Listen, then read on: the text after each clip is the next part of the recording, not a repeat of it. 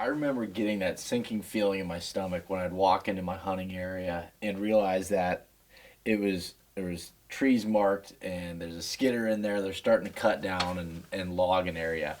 And what I ended up realizing is that can actually be a benefit to you. Is it going to change things? Yes, it 100% is. But these logging cuts, especially the fresh ones, can provide great food sources from the tops when they cut them down. And as those timber cuts get older, they just get better at providing bedding cover, more additional food sources.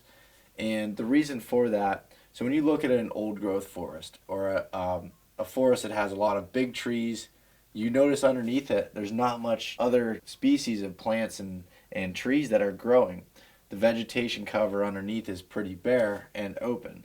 And although that looks nice and pretty, that's not as healthy as an area that has a lot of those big trees cut down, allowing the new growth to sprout, get sunlight, and grow up. And that's where it creates a bunch of food sources for deer and other animals as well. So here's a good way of showing here. You can see the differences in the vegetation that you could tell are these clear cuts or timber cuts. By using the timber cuts feature, you're able to see logging operations from the last 5 years, and that really helps for trying to find those good cuts in that 3 to 8 year old range that I'm really focusing on just because of all the food and the bedding cover available. And by being able to turn this on and seeing all of these logging cuts, and let's look at one for example. You can see here, this one shows logging cut 2017. You can see all of the boundary around it, how big that cut is. If you click on it, it'll say when it was cut in 2017, the type of cut it was. For example, this one was a shelter wood removal cut, so they left some trees there, and it was managed by one of the specific ranger districts in this 37-acre timber cut. That is so important to be able to check that out. So for example, with me, I'm looking at this cut. It's 2017, so we're about 3 years old that this cut is. It's at a very good age where the blackberry briars and some of that new growth is starting to come up, creating very good feed for the deer. Hunting in the middle of one of these cuts really isn't beneficial, and a couple reasons for that. One, it doesn't really create as many funnels, but also the undergrowth isn't tall enough yet that the deer don't feel secure of walking through those in the middle of the day. And if you do find a tree you're able to climb in that they left up, you're probably going to stick out like a sore thumb. So sticking to the edges can be very helpful when it comes to hunting these areas. I'm going to dive a little bit deeper into what I consider the three categories or age groups of timber cuts. I'm going to look at the food sources that are within them, the bedding cover, as well as how I would set up and hunt these areas. The first one I want to talk about is the cuts in the 0 to 3 year old age group. So these are the new cuts from the time that they hit the ground through a few years and beginning to regenerate. The cuts in the 0 to 3 year old age group are probably the worst for bedding out of all the timber cuts, but still be used for bedding. The newer cuts have treetops that provide great places to bed because they'll have the brush up against their back with being able to see what's out in front of them. And even though that these cuts are generally open, they will bed in some of those areas. How I would hunt these newer clear cuts would be that I would understand the knowledge of the food sources and the bedding available and put that together as a plan of attack. As I said, these are probably the most productive on colder days. So when it comes to like a later season rifle hunt or late season archery, these areas have my attention a lot more than they do earlier in the season. If you find a fresh logging operation right around when there's a cold spell hitting, one thing that I've done in the past is actually even talk to the loggers, see what they're seeing for deer sign. But as soon as those tops come down are the best time to catch them feeding on them rather than historical tops that have been laying there for a while. All different years of timber cuts provide food sources for the deer, but specifically when you're looking at the timber cuts that are in the 0 to 3 year old range, the deer are focusing on a lot of the tops that they cut down and left, so the loggers didn't take some of the tops of the trees, and also some of the grasses that you can see behind me that are coming up. The deer are feeding through those specifically focusing on these areas in the winter months, cold weather. They seem to migrate to these areas to feed. The next category of clear cut or timber cut I want to go into are the ones that are in that 3 to 8 year old range. And these, as the logging cuts begin to age, briars, dewberry, blackberry bushes, they're all starting to grow thick in these areas. The deer love to browse on these while adding some cover to an open landscapes. Now it's becoming a better bedding area as well. But the skid trails that are going through these cuts are beginning to grow up with these luscious grasses that provide grazing and easy walking paths for the deer to be able to navigate through the thickness, the growth around them. So you're starting to not only create more food and bedding, but you're also creating natural funnels within them because the deer aren't wanting to walk through the thickest parts if they don't have to. So right here on the edge, we're on the edge of this clear cut, this 8-year-old clear cut, and we have trails that are running down both sides coming up. There's a trail that runs into the cut here.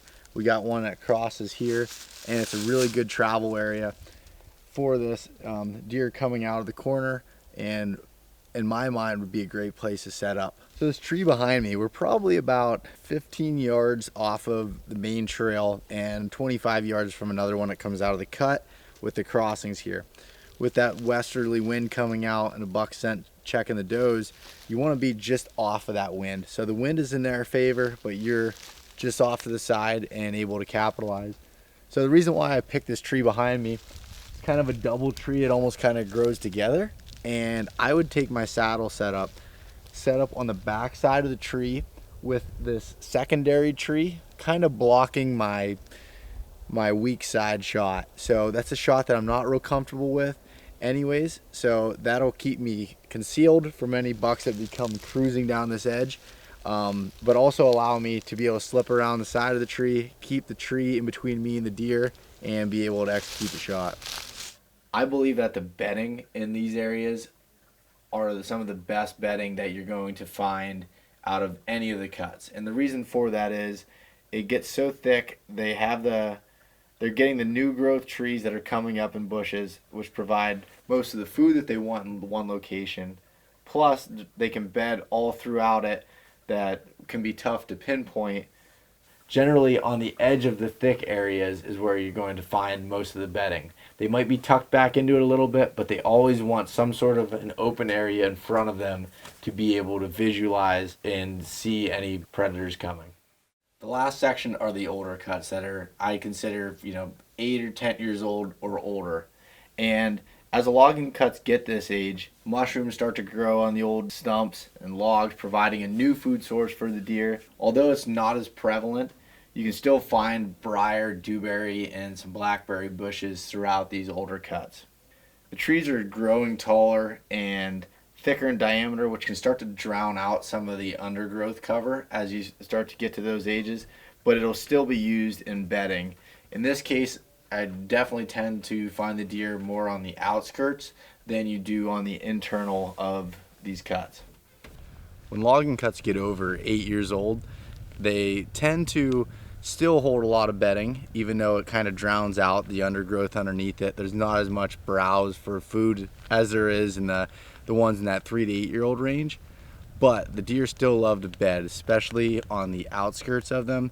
Does will be bedded, just inside the cut, similar to the previous age of the timber cuts. But in addition to that, they're using those grassy logging roads to travel in between, rubbing and scraping along the ways.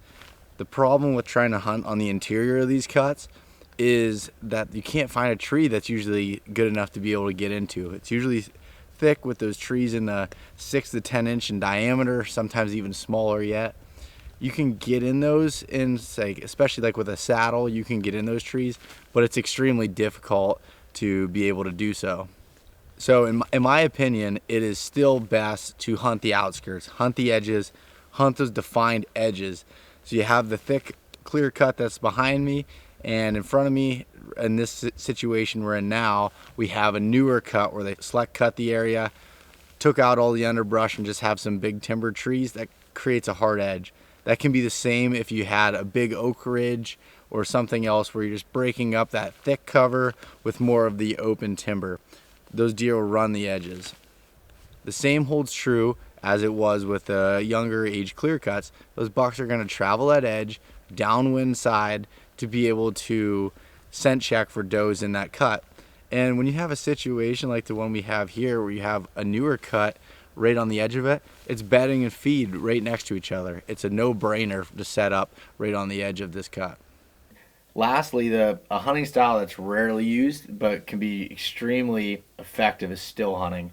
So still hunting is something I would use usually in the November time frame during the rut, when calling can be effective, because when you're sneaking through these cuts as quiet as you possibly can, as slow as you possibly can, you're sneaking through, and then all of a sudden you want to get aggressive. What you're trying to do in this type of hunting style is get a buck up out of his bed to come in and want to fight you, essentially. So I'll use some aggressive grunts, snap sticks when I'm close to areas where I think that bucks could be bedded, or I've found them in the past. You need to have an arrow nocked, be ready to shoot, because it can happen in a split second where a buck's right on top of you. Hunting the big woods is different in many ways than hunting farm country. Generally, the farm country deer grow bigger, and because they have more food sources, more nutritious food sources, sometimes less pressure. There's a lot of variables that come into that. But I've found that areas in the big woods that have a lot of timber cuts, a lot of variety of that food, tend to grow bigger bodied deer, and in turn bigger antlered deer, because they have such a nutritional value. Areas with big old growth forests throughout seem like they're better with their big acorn crops and things along those lines, but they're not a year-round food source, where logging cuts are providing food no matter what time of the year it is. They're finding a variety of food within these cuts. When hunting timber cuts, or really most places in the big woods, one of the things I focus on is running trail cameras on scrapes, because that's their way of communication. The bucks are using it, rubbing their preorbital gland and their forehead glands all up on the branches and being able to leave scent across. And how you tell the difference kind of between a community scrape versus, just a regular scrape that a buck makes based on his testosterone at the time, is you'll find it seems to be usually a bigger area. Sometimes you'll have a bigger licking branch that's broke off. In my opinion, that comes from some bigger deer, especially if they're higher up, because of their body. They can kind of stand up and get at that a little bit easier. So I'll run cameras on these scrapes, and for most of the year, actually, they'll work these licking branches. But the most effective time to run cameras on these scrapes is anywhere from the middle of October through the end of November. And the way I'm hunting these scrapes is I'm usually always having one in the area. I might not be necessarily set up right on top of it, but usually along the travel path. So that's all going to dictate on if there's a better crossing, more trails down a little bit, I might set up on that. Or depending on the wind direction, I might set up downwind a little bit of the scrape in case the bucks are going to move about 30 yards down and scent check it.